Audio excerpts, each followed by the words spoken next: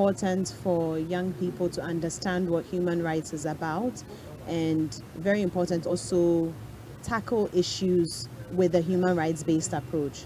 Human rights simply means that you are entitled to certain rights and privileges, and you create a more inclusive society. To create a more inclusive society, that means you need to understand that everyone has the right to live, regardless of age, gender, religion, disability. So once we promote a more inclusive society for everyone, regardless of whether you are rich, you are poor, regardless of your age, where you are respected and your rights are respected, I believe that will be, forming very good citizens of this country. And it needs to start from a young age. Yes, I think it's a nuanced approach. I think Ghana tries its best to ensure that the human rights of all are held, but sometimes our basic human rights are not even given to us. I'll give you an example. Right, access to water, access to education. It's a right in this country, but sometimes persons who do not have access, for example, if you're in a rural area, maybe the school that is close to you is not a walking distance. How do you get access to walk to that school?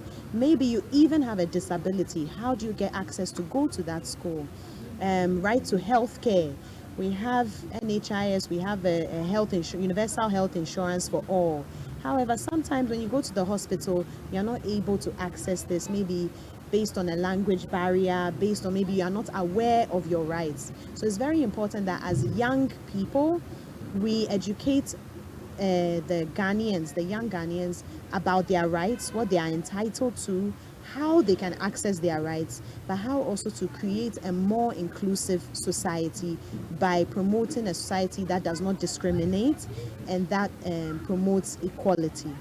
Thank you. And are involved in decision-making roles. There are other traditional practices that are bad, like female genital mutilation. It doesn't serve anything at all, and it's a bad cultural practice. So something like that has to be, completely gone. I'll give another example: trocosi. Marrying off a young woman to a shrine, things like that.